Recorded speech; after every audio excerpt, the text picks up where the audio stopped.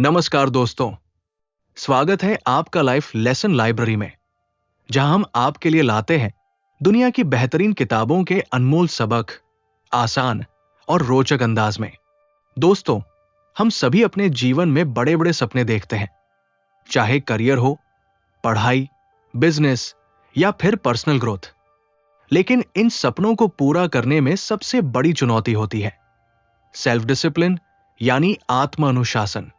सवाल यह है कि आखिर कुछ लोग लगातार मेहनत करके सफल क्यों होते हैं, जबकि बाकी लोग आधे रास्ते में क्यों हार मान लेते हैं।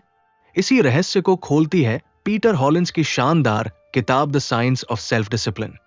इस किताब में बताया गया है कि अनुशासन कोई जन्मजात टैलेंट नहीं है, बल्कि एक साइंस है जिसे हर कोई सीख सकता है और अपनी जिंदगी बदल सकता है। आज के इस वीडियो में हम आपको इस किताब का पूरा चैप्टर वाइज समरी देने वाले हैं। आप जानेंगे कि असली सेल्फ डिसिप्लिन कैसे काम करता है, मोटिवेशन और डिसिप्लिन में क्या फर्क है, आदतों और माहौल का हमारी जिंदगी पर कितना असर पड़ता है, और आखिर कैसे हम अपने कंफर्ट जोन से निकलकर लंबी रेस के घोड़े बन सकते हैं। तो अगर आप भी अपनी जिंदगी में आलस, टालमटोल और बहानों को हराकर एक नया लेवल पाना चाहते हैं, तो इस वीडियो को अंत तक जरूर देखें। चलिए दोस्तों, शुरू करते हैं इस अद्भुत सफर को लाइफ लेसन लाइब्रेरी के साथ। अध्याय 1, आत्म अनुशासन का विज्ञान। दोस्तों, सबसे पहले बात करते हैं कि आखिर सेल्फ डिसिप्लिन या आत्म अनुशासन होता क्या है।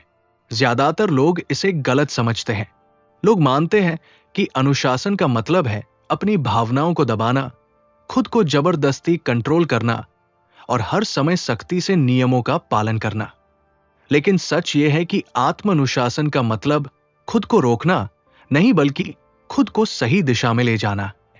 लेखक पीटर हॉलिंस कहते हैं कि अनुशासन कोई जन्मजात टैलेंट नहीं है, ये एक स्किल है, यानी ऐसा कौशल जिसे सीखा जा सकता है और धीरे धीरे मजबूत बनाया जा सकता है। बिल्कुल वैसे ही जैसे आप किसी नई भाषा को सीखते हैं या फिर किसी वाद्य यंत्र को बजाना सीखते हैं। शुरुआत में मुश्किल लगता है, पर अभ्यास से आसान हो जाता है। अब सवाल उठता है कि आत्म अनुशासन दिमाग में कैसे काम करता है। हमारा मस्तिष्क 2 हिस्सों में बंटा होता है। एक हिस्सा तुरंत सुख और आनंद चाहता है, यानी शॉर्ट टर्म प्लेजर। वही दूसरा हिस्सा है प्रीफ्रंटल कॉर्टेक्स, जो हमें सोचने, समझने और भविष्य को ध्यान में रखकर फैसले लेने की क्षमता देता है। जब हम सेल्फ डिसिप्लिन का अभ्यास करते हैं, तो असल में हम अपने प्रीफ्रंटल कॉर्टेक्स को मजबूत कर रहे होते हैं। इसका नतीजा यह निकलता है कि समय के साथ हम अपने आवेगों पर बेहतर कंट्रोल करने लगते हैं। यहां एक और अहम बात समझनी चाहिए, विल पावर यानी इच्छा शक्ति। बहुत से लोग सोचते हैं कि इच्छा शक्ति ही सब कुछ है। अगर हमारे पास विल पावर है तो हम कुछ भी कर सकते हैं, लेकिन विल पावर की भी एक सीमा होती है। आप इसे मसल्स यानी मांसपेशियों की तरह समझ सकते हैं। जैसे अगर आप बिना रुके लगातार डंबल उठाते रहेंगे तो मांसपेशियां थक जाएंगी। वैसे ही इच्छा शक्ति भी बार बार के प्रयोग से थक जाती है।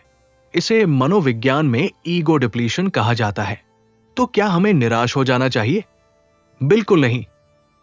यही वो जगह है जहां आत्म अनुशासन का असली विज्ञान काम आता है। असली सेल्फ डिसिप्लिन का मतलब है ऐसा सिस्टम बनाना, ऐसी आदतें विकसित करना और ऐसा वातावरण तैयार करना जिससे हमें बार बार विल पावर खर्ची न करनी पड़े। उदाहरण के लिए, अगर आप रोज जिम जाना चाहते हैं, तो सबसे अच्छा तरीका है रात को ही अपने वर्कआउट कपड़े और जूते निकाल कर रख दें। सुबह उठते ही आपका माहौल आपको सही काम की याद दिलाएगा और आपको विल पावर कम खर्च करनी पड़ेगी। इस अध्याय का एक बड़ा संदेश यह भी है कि सेल्फ डिसिप्लिन कोई बड़ी छलांग लगाने से नहीं बनता। ये छोटे छोटे फैसलों और नियमित अभ्यास से विकसित होता है। जैसे आप रोज थोड़ा थोड़ा व्यायाम करके अपनी बॉडी को स्ट्रांग बनाते हैं, वैसे ही छोटे छोटे अनुशासित निर्णय लेकर आप अपने दिमाग और आदतों को मजबूत बनाते हैं। तो दोस्तों, इस अध्याय का सार यही है, आत्म अनुशासन कोई रहस्यमयी शक्ति नहीं, बल्कि एक विज्ञान है। यह आपके दिमाग की ट्रेनिंग, आपकी रणनीति और आपके वातावरण का मेल है। और सबसे अच्छी बात यह है कि चाहे आप आज कितने भी आलसी हो, अगर आप अभ्यास शुरू करते हैं तो आप भी एक अनुशासित और सफल इंसान बन सकते हैं। अध्याय 2, प्रेरणा और सही कारण। दोस्तों, अगर आत्मानुशासन एक कार है तो प्रेरणा यानी मोटिवेशन उसका ईंधन है। बिना ईंधन के कार चल नहीं सकती। लेकिन एक सवाल है, क्या केवल प्रेरणा से ही हम अपने लक्ष्य तक पहुंच सकते हैं? जवाब है नहीं। लेखक पीटर हॉलिंस बताते हैं कि हमें दो तरह की प्रेरणा मिलती है। एक है एक्सट्रिंसिक मोटिवेशन यानी बाहरी प्रोत्साहन, जैसे पैसा, पद, इनाम या तारीफ।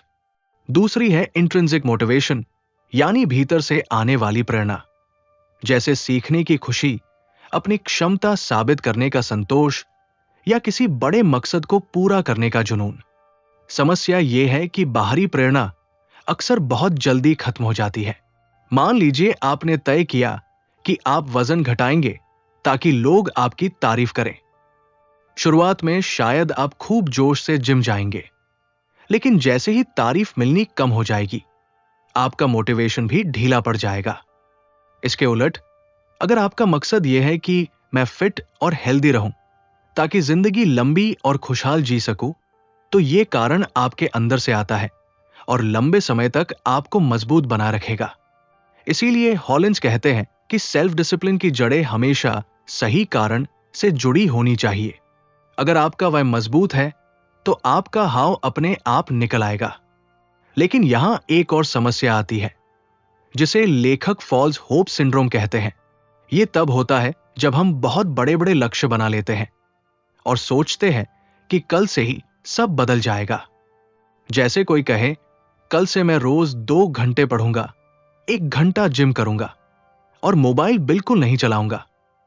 सुनने में अच्छा लगता है, लेकिन असलियत में दिमाग और शरीर अचानक इतनी बड़ी छलांग नहीं लगा पाते। नतीजा यह होता है कि कुछ ही दिनों में हम थक जाते हैं और सब छोड़ देते हैं। तो समाधान क्या है? समाधान है छोटे छोटे कदम।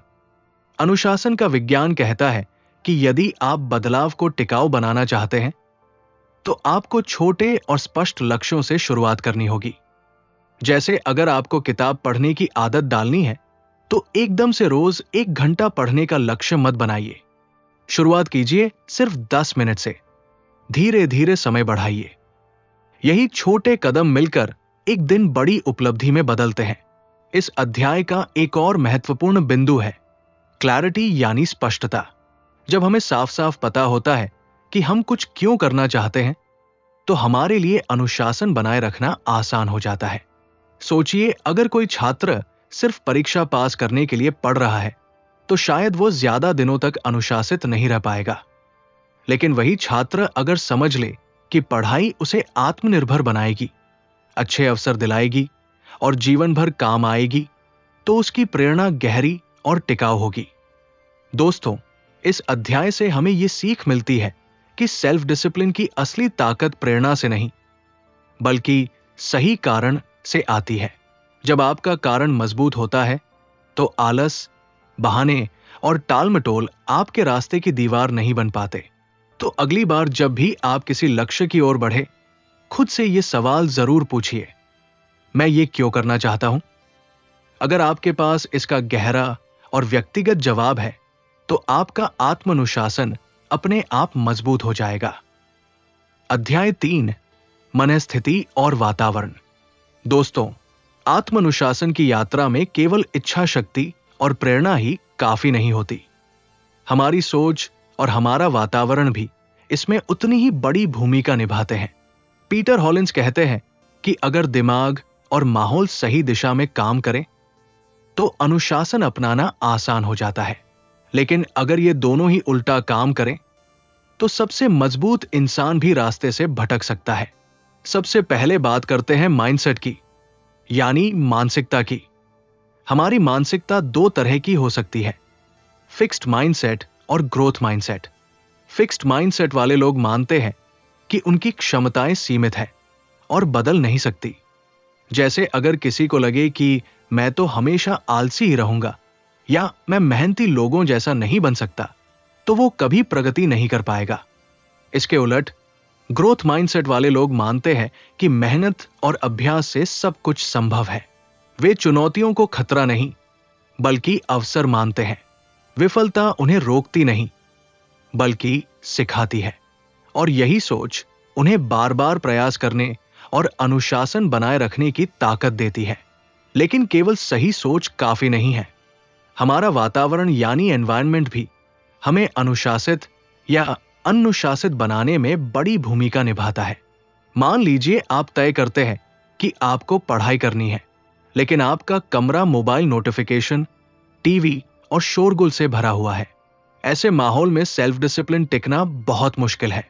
इसके विपरीत अगर आप पढ़ाई के लिए शांत जगह चुनते हैं, मोबाइल को साइलेंट मोड पर रखते हैं और जरूरी किताबें पास रखते हैं, तो आपका ध्यान अपने आप पढ़ाई पर केंद्रित हो जाएगा।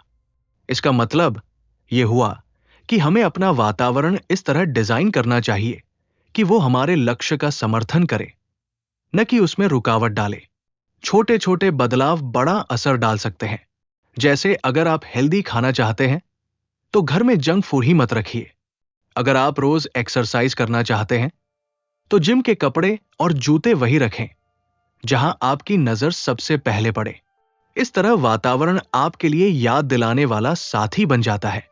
हॉलिंस ये भी कहते हैं कि हमारे रिश्ते यानी सोशल एनवायरनमेंट भी अनुशासन पर असर डालते हैं। अगर आप ऐसे लोगों के बीच रहते हैं जो टालमटोल करते हैं, शिकायतें करते हैं और मेहनत से कतराते हैं, तो धीरे धीरे आप भी वैसा ही करने लगेंगे। लेकिन अगर आप ऐसे लोगों के बीच रहते हैं जो लक्ष्योन्मुख हैं, प्रेरित रहते हैं और मेहनत करते हैं, तो उनका प्रभाव भी आप पर पड़ेगा। इसलिए अपने आसपास ऐसे लोगों को चुनिए जो आपके आत्मानुशासन को और मजबूत बनाएं। इस अध्याय का सबसे बड़ा संदेश यही है कि सेल्फ डिसिप्लिन सिर्फ अंदर से पैदा नहीं होता, बल्कि बाहर से भी पोषित होता है। अगर आपकी सोच सकारात्मक है और आपका वातावरण आपके लक्ष्यों को सपोर्ट करता है, तो अनुशासन बनाए रखना कहीं आसान हो जाता है। तो दोस्तों, अगर आप अपने अनुशासन को मजबूत करना चाहते हैं, तो अपनी मानसिकता को ग्रोथ माइंडसेट में बदलिए और अपने वातावरण को इस तरह डिजाइन कीजिए कि वो आपके सपनों के रास्ते में सहायक बने, बाधा नहीं। अध्याय 4, आदतें और क्रियाएं। दोस्तों, अब तक हमने समझा कि आत्म अनुशासन क्या है, उसका विज्ञान क्या है और प्रेरणा व माहौल कैसे हमें प्रभावित करते हैं। लेकिन सेल्फ डिसिप्लिन को सच में मजबूत बनाने के लिए सबसे जरूरी चीज है आदतें और क्रियाएं। पीटर हॉलिंस कहते हैं कि इंसान की जिंदगी उसकी आदतों से बनती है। दिन भर हम जो छोटे छोटे फैसले और काम करते हैं, वही मिलकर हमारे भविष्य की दिशा तय करते हैं। फर्क सिर्फ इतना है कि कुछ लोग अपनी आदतों को नियंत्रित कर लेते हैं और कुछ लोग आदतों के गुलाम बन जाते हैं। अब सवाल उठता है कि अच्छी आदतें बनती कैसे हैं? जवाब है छोटे छोटे कदम। जब आप किसी नई आदत की शुरुआत करते हैं तो दिमाग उसे एक बोझ मानता है, लेकिन अगर आप शुरुआत बहुत छोटे स्तर से करें तो दिमाग को झटका नहीं लगता। उदाहरण के लिए, अगर आपको रोज व्यायाम की आदत डालनी है तो शुरुआत में खुद से ये मत कहिए कि मैं 1 घंटा जिम जाऊंगा, बल्कि बस 5 मिनट का लक्ष्य रखिए। जब 5 मिनट आसान लगने लगे तो धीरे धीरे समय बढ़ाइए। यही प्रक्रिया आपको बिना तनाव के अनुशासन सिखाएगी। इस अध्याय में एक शानदार तकनीक बताई गई है, हैबिट स्टैकिंग। इसका मतलब है कि आप किसी नई आदत को अपनी पहले से मौजूद आदत के साथ जोड़ दें। जैसे अगर आप रोज चाय पीते हैं तो तय कर लीजिए कि चाय पीने के तुरंत बाद आप 5 मिनट किताब पढ़ेंगे, या फिर अगर आप सुबह दांत ब्रश करते हैं तो ब्रश के बाद 2 मिनट ध्यान करेंगे। इस तरह नई आदतें पुरानी आदतों के साथ चिपक जाती है और टिकाऊ हो जाती है। एक और महत्वपूर्ण बात है कीस्टोन हैबिट्स। ये वो आदतें हैं जो केवल एक क्षेत्र को नहीं बल्कि आपकी पूरी जिंदगी को बदल देती है। जैसे नियमित व्यायाम करना। जब आप एक्सरसाइज शुरू करते हैं तो सिर्फ शरीर ही नहीं बदलता, बल्कि आप समय पर सोना, सही खाना और ज्यादा ऊर्जा महसूस करना भी शुरू कर देते हैं। यानी एक आदत का असर कई अन्य क्षेत्रों में फैल जाता है। लेकिन आदतें केवल तभी असरदार होती है जब उन्हें क्रियाओं में बदला जाए। सोचते रहना, प्लान बनाना और लिखना आसान है, लेकिन असली फर्क तब पड़ता है जब आप एक्शन लेते हैं। हॉलिंस कहते हैं कि छोटा काम बड़े इरादे से ज्यादा असरदार है।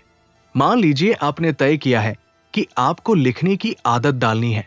अगर आप रोज सिर्फ एक पैराग्राफ भी लिखते हैं तो कुछ ही हफ्तों में आपके पास कई पन्ने तैयार हो जाएंगे।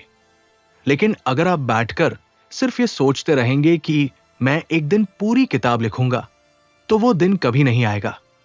आदतों को पक्का करने का एक और तरीका है ट्रैकिंग, यानी प्रगति को रिकॉर्ड करना। जब आप अपने छोटे छोटे कामों को लिखते हैं या कैलेंडर पर मार्क करते हैं, तो आपको अपने प्रयासों का दृश्य सबूत मिलता है। यह सबूत आपके मनोबल को और मजबूत करता है। तो दोस्तों, इस अध्याय का संदेश बिल्कुल साफ है। सेल्फ डिसिप्लिन का मतलब सिर्फ बड़े सपने देखना नहीं है। इसका मतलब है छोटे छोटे कामों को आदतों में बदलना और उन पर लगातार अमल करना, क्योंकि अंत में हम वही बनते हैं जो हम रोज करते हैं। अध्याय 5, असुविधा को गले लगाना। दोस्तों, अब तक हमने जाना कि सेल्फ डिसिप्लिन दिमाग की ट्रेनिंग, सही कारण, वातावरण और आदतों पर निर्भर करता है। लेकिन एक और सच्चाई है जो अक्सर हमें सबसे ज्यादा रोकती है, और वो है असुविधा यानी डिस्कंफर्ट। हम सबकी फितरत है कि हम आराम की तलाश करते हैं। हमारा दिमाग इस तरह बना है कि वो हमें हमेशा कंफर्ट जोन में रखना चाहता है। यही कारण है कि हमें बिस्तर छोड़कर सुबह जल्दी उठना कठिन लगता है, या फिर पढ़ाई करते वक्त मोबाइल देखने का मन करता है। लेकिन पीटर हॉलिंस कहते हैं कि असली सेल्फ डिसिप्लिन तभी आता है जब हम अपने कंफर्ट जोन से बाहर निकलकर असुविधा को अपनाना सीखते हैं। सोचिए जरा, जब आप जिम में पहली बार जाते हैं तो मांसपेशियों में दर्द होता है। जब आप कोई नई स्किल सीखते हैं तो शुरुआत में दिमाग थकता है। जब आप पैसों की बचत शुरू करते हैं तो खर्च करने की आदत रोकना मुश्किल लगता है। हर प्रगति की कीमत असुविधा ही है। लेकिन अच्छी खबर यह है कि जितना ज्यादा आप इस असुविधा को सहते हैं, उतना ही आपका शरीर और दिमाग मजबूत होते जाते हैं। इस अध्याय में एक बेहद प्रेरणादायक उदाहरण दिया गया है, नेवी सील्स का 40% रूल। उनके मुताबिक जब आपको लगता है कि अब आपकी ताकत खत्म हो चुकी है और आप और आगे नहीं जा सकते, तब असल में आपने अपनी क्षमता का सिर्फ 40% ही इस्तेमाल किया होता है। यानी आपके अंदर अब भी 60% ताकत बाकी है। यह नियम हमें सिखाता है कि हमारी सीमाएं असली नहीं होती, बल्कि दिमाग की बनाई हुई होती है। अगर हम असुविधा से भागने के बजाय उसे गले लगा लें, तो हम अपनी असली क्षमता तक पहुंच सकते हैं। हॉलिंस ये भी बताते हैं कि डिस्कंफर्ट को अपनाने का मतलब ये नहीं है कि आपको खुद को सताना है। इसका मतलब है कि आप जानबूझकर छोटे छोटे असुविधाजनक काम चुनें और धीरे धीरे अपनी सहन शक्ति बढ़ाएं। उदाहरण के लिए, अगर आप हमेशा लिफ्ट का इस्तेमाल करते हैं तो एक दिन सीढ़ियां लेना शुरू कीजिए। अगर आप हमेशा मोबाइल देखकर सोते हैं तो एक हफ्ते तक सोने से पहले मोबाइल दूर रखिए। अगर आपको पब्लिक स्पीकिंग से डर लगता है तो छोटे ग्रुप में बोलना शुरू कीजिए। इन छोटे छोटे डिस्कंफर्ट से आपका आत्म अनुशासन मजबूत होता जाएगा। इस अध्याय का सबसे बड़ा संदेश यह है कि सेल्फ डिसिप्लिन का असली टेस्ट तब होता है जब हम आरामदायक रास्ते को छोड़कर कठिन रास्ता चुनते हैं, क्योंकि आसान रास्ते हमें वही रखते हैं जहां हम हैं, लेकिन मुश्किल रास्ते हमें वहां ले जाते हैं जहां हम जाना चाहते हैं। तो दोस्तों, अगली बार जब भी आपको कोई काम कठिन या असुविधाजनक लगे, खुद से ये कहिए, यही वो पल है जब मैं बढ़ रहा हूं। यही सोच आपको आपके सपनों के और करीब ले जाएगी। अध्याय 6, विलंबित संतुष्टि और प्रलोभन। दोस्तों, आत्मनुशासन की सबसे बड़ी परीक्षा तब होती है जब हमें दो विकल्पों में से एक चुनना पड़ता है। एक है तुरंत मिलने वाला छोटा सा सुख, और दूसरा है लंबी अवधि में मिलने वाली बड़ी सफलता। यही जगह है जहां डिलेड ग्रेटिफिकेशन यानी विलंबित संतुष्टि की शक्ति सामने आती है। पीटर हॉलिंस कहते हैं कि इंसान का दिमाग स्वभाव से तुरंत इनाम चाहता है। हम ऐसी प्रजाति हैं जो शॉर्ट टर्म सुख के लिए बनी है, क्योंकि हजारों साल पहले हमारे पूर्वजों को तुरंत खाना, पानी और सुरक्षा की जरूरत होती थी। लेकिन आज की दुनिया में जो लोग धैर्य रखते हैं और तात्कालिक प्रलोभनों से बचकर लंबी अवधि पर ध्यान देते हैं, वही असली सफल लोग बनते हैं। इस विचार को समझाने के लिए एक प्रसिद्ध प्रयोग है, मार्शमैलो एक्सपेरिमेंट। छोटे बच्चों को एक कमरे में बिठाकर उनके सामने एक मार्शमैलो रखा गया। उन्हें कहा गया, अगर तुम अभी इसे खा लोगे तो बस यही मिलेगा, लेकिन अगर तुम 15 मिनट इंतजार करोगे तो तुम्हें 2 मार्शमैलो मिलेंगे। कुछ बच्चों ने इंतजार किया, कुछ ने तुरंत खा लिया। कई सालों बाद जब इन बच्चों की जिंदगी का अध्ययन किया गया तो पता चला कि जिन्होंने इंतजार करना सीखा था, वे जीवन में अधिक सफल, आत्मानुशासित और संतुलित निकले। यानी डिलेड ग्रेटिफिकेशन सिर्फ एक ट्रिक नहीं, बल्कि सफलता की कुंजी है। सवाल है, इसे अपनी जिंदगी में कैसे लाएं? लेखक एक सरल तरीका बताते हैं, 10 अक्टूबर 2010 रूल। जब भी कोई प्रलोभन सामने आए, खुद से पूछिए, अगर मैं अभी ये करूंगा तो इसका असर 10 मिनट बाद क्या होगा, 10 महीने बाद और 10 साल बाद? उदाहरण के लिए, अगर आप परीक्षा की तैयारी छोड़कर अभी मोबाइल देखना चाहते हैं तो 10 मिनट बाद आपको मजा आएगा, लेकिन 10 महीने बाद शायद आपको पछताना पड़ेगा। और 10 साल बाद ये छोटी आदतें आपकी सफलता की दिशा तय कर चुकी होंगी। एक और तरीका है प्रीकमिटमेंट, यानी पहले से खुद को एक वचन देना। जैसे अगर आप पैसे बचाना चाहते हैं तो एक ऑटोमेटिक सेविंग्स अकाउंट खोलिए जहां आपकी सैलरी का एक हिस्सा सीधे चला जाए। इससे आपके पास खर्च करने का प्रलोभन कम हो जाएगा। महत्वपूर्ण यह भी है कि हम अपने प्रलोभनों को सिर्फ दबाएं नहीं, बल्कि उन्हें मैनेज करना सीखें। उदाहरण के लिए, अगर आपको जंक फूड खाने का लालच होता है तो घर में जंक फूड रखिए ही मत। अगर आपको देर रात मोबाइल चलाने की आदत है तो सोने से पहले मोबाइल को कमरे के बाहर रख दीजिए। प्रलोभन जितना दूर होगा, आत्मानुशासन बनाए रखना उतना आसान होगा। इस अध्याय का सबसे बड़ा संदेश यही है कि सेल्फ डिसिप्लिन का मतलब है शॉर्ट टर्म सुख को टालकर लॉन्ग टर्म सफलता को चुनना, क्योंकि असली इनाम हमेशा धैर्य रखने वालों को मिलता है। तो दोस्तों, अगली बार जब कोई प्रलोभन आपके सामने आए, याद रखिए, तुरंत मिलने वाला सुख आपको बस कुछ पलों के लिए खुश करेगा, लेकिन धैर्य और अनुशासन आपको पूरी जिंदगी के लिए सफल बनाएगा। अध्याय 7, थकान और इच्छा शक्ति की कमी। दोस्तों, सेल्फ डिसिप्लिन को बनाए रखना आसान नहीं होता। चाहे आप कितने भी प्रेरित और अनुशासित क्यों न हो, एक समय ऐसा आता है जब दिमाग और शरीर थक जाते हैं। यही वो क्षण होता है जब इच्छा शक्ति यानी विल पावर कम पड़ने लगती है। पीटर हॉलिंस इसे समझाने के लिए कहते हैं कि इच्छा शक्ति एक सीमित संसाधन है। इसे आप मांसपेशियों की तरह समझ सकते हैं। सोचिए, जब आप पूरे दिन काम कर चुके हैं, दिमाग थक चुका है और शरीर भी थकान महसूस कर रहा है, तब छोटे छोटे निर्णय भी भारी लगने लगते हैं। खाने में क्या लें, काम में क्या करें, या फिर मोबाइल देखने की इच्छा। ऐसे में अक्सर लोग गलत फैसले लेने लगते हैं और सेल्फ डिसिप्लिन टूट जाता है। इसे मनोविज्ञान में ईगो डिप्लीशन कहते हैं। लेकिन इस समस्या का समाधान भी है। हॉलिंस बताते हैं कि इच्छा शक्ति को बचाने के लिए हमें स्मार्ट तरीके अपनाने होंगे। पहला तरीका है इंपॉर्टेंट डिसीजंस को सुबह या ऊर्जा के उच्चतम समय में करना। जब आप तरोताजा होते हैं तभी बड़े फैसले लें। दूसरा तरीका है बड़ी निर्णय निर्माण प्रक्रिया को छोटे हिस्सों में बांटना। हर बार सिर्फ एक छोटा कदम लें ताकि दिमाग पर दबाव कम पड़े। थकान से निपटने का तीसरा तरीका है आत्म देखभाल। पर्याप्त नींद, संतुलित भोजन और शारीरिक व्यायाम आपके दिमाग और शरीर को रिचार्ज करते हैं।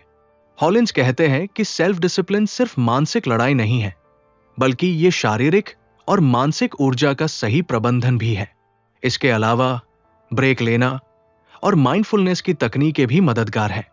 छोटे ब्रेक में ध्यान या सांस की एक्सरसाइज लेने से आपका दिमाग रीसेट होता है और आप फिर से अनुशासन के साथ काम कर सकते हैं। इस अध्याय का सबसे महत्वपूर्ण संदेश यही है कि थकान और इच्छा शक्ति की कमी सामान्य है। इसमें दोष ढूंढने या खुद को दोषी ठहराने की जरूरत नहीं। असली सेल्फ डिसिप्लिन यह जानना है कि अपनी सीमाओं को समझकर रणनीति बनाना और ऊर्जा को सही तरीके से मैनेज करना सीखना। दोस्तों, अगर आप इन तकनीकों को अपनाते हैं, समय के अनुसार फैसले लेना, छोटे कदम लेना और आत्म देखभाल करना, तो थकान भी आपको रोक नहीं पाएगी। आपका सेल्फ डिसिप्लिन लंबे समय तक मजबूत बना रहेगा। अध्याय 8, व्यवहारिक रणनीतियां और अनुप्रयोग। दोस्तों, अब तक हमने सीखा कि सेल्फ डिसिप्लिन का विज्ञान क्या है, सही प्रेरणा कैसे चुनें, मानसिकता और वातावरण का महत्व, आदतें और क्रियाएं, असुविधा को अपनाना, विलंबित संतुष्टि और थकान का प्रबंधन। और ये सभी बातें अगर समझ में आ जाए तो भी सवाल यह रहता है कि इसे रोजमर्रा की जिंदगी में कैसे लागू करें। यही बात इस अध्याय का केंद्र है। पीटर हॉलिंस बताते हैं कि सेल्फ डिसिप्लिन का असली कमाल तब आता है जब आप इसे व्यवहार में उतारते हैं। इसके लिए कई सरल और प्रभावी रणनीतियां हैं। सबसे पहले है टाइम ब्लॉकिंग। इसका मतलब है कि अपने दिन को पहले से प्लान करना और हर काम के लिए समय तय करना। जब समय पहले से तय होता है तो आपका दिमाग यह निर्णय नहीं करता कि अब क्या करना है। आप बस उस ब्लॉक में निर्धारित काम करते हैं। एक और तकनीक है 2 मिनट रूल। हॉलिंस कहते हैं कि अगर कोई काम 2 मिनट में किया जा सकता है तो उसे तुरंत कर दीजिए। छोटे छोटे कामों को टालने से बड़ी बाधाएं बन जाती है। इसी तरह प्रीकमिटमेंट यानी पूर्व प्रतिबद्धता भी बहुत कारगर है। अपने आप को पहले से वचन देना कि कोई काम निश्चित समय पर करेंगे आपके लिए प्रलोभनों को कम कर देता है। सेल्फ डिसिप्लिन को टिकाऊ बनाने का एक और तरीका है अकाउंटेबिलिटी पार्टनर। जब कोई आपकी प्रगति देख रहा होता है या आपसे सवाल करता है तो आप अपने आप को जिम्मेदार महसूस करते हैं। यह मनोवैज्ञानिक दबाव आपको मेहनत बनाए रखने में मदद करता है। इसके अलावा अपनी प्रगति को रिकॉर्ड करना और छोटे छोटे विजयों को सेलिब्रेट करना भी महत्वपूर्ण है। यह आपके मनोबल को बनाए रखता है और आपको यह एहसास दिलाता है कि आप सही दिशा में बढ़ रहे हैं। कभी कभी हम छोटी सफलताओं को अनदेखा कर देते हैं, लेकिन यही छोटी जीतें लंबी अवधि में बड़े बदलाव लाती है।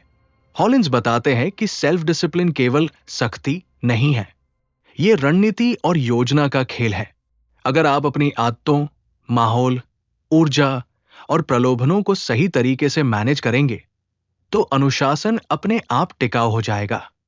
यह वो चरण है जहां आप अब सिर्फ मेहनत नहीं करते बल्कि स्मार्ट तरीके से अपने लक्ष्य की ओर बढ़ते हैं। इस अध्याय का सबसे बड़ा संदेश यही है कि सेल्फ डिसिप्लिन केवल एक अवधारणा नहीं बल्कि एक व्यावहारिक जीवन प्रणाली है। इसे अपनाने के लिए आपको इसे सीखना, अभ्यास करना और अपने दैनिक जीवन में लागू करना होगा।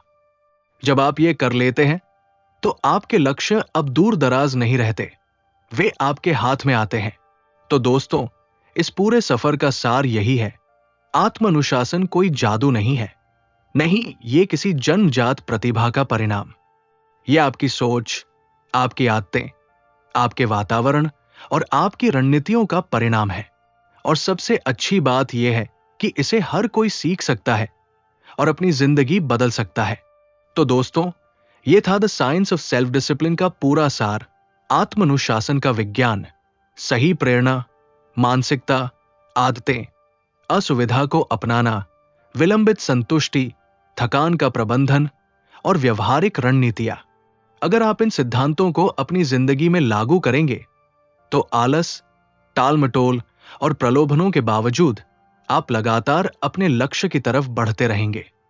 याद रखिए, सेल्फ डिसिप्लिन कोई जादू नहीं है, ये एक अभ्यास और रणनीति है और इसे हर कोई सीख सकता है। अगर आपको यह वीडियो पसंद आया हो तो लाइक जरूर करें ताकि हम और ऐसी ज्ञानवर्धक वीडियो लाते रहें। अपने विचार कमेंट में बताइए, आपको कौन सा अध्याय सबसे ज्यादा प्रेरणादायक लगा और आप किस रणनीति को अपनी जिंदगी में अपनाना चाहेंगे। हम आपके कमेंट्स पढ़कर बहुत खुश होंगे और उनसे सीखने की कोशिश करेंगे। अगर आप चाहते हैं कि हम और किताबों के सारांश और जीवन बदलने वाली रणनीतियां लेकर आएं, तो सब्सक्राइब करना न भूलें और बेल आइकन दबाएं ताकि कोई भी वीडियो आप मिस न करें। दोस्तों, याद रखिए, छोटे कदम सही दिशा में लगातार उठाए जाए तो बड़ी उपलब्धियां अपने आप मिल जाती है। धन्यवाद दोस्तों, लाइफ लेसन लाइब्रेरी के साथ जुड़े रहने के लिए। अगली बार फिर मिलेंगे किसी नई किताब और नए जीवन सबक के साथ। तब तक के लिए खुद पर भरोसा रखें और लगातार आगे बढ़ते रहें।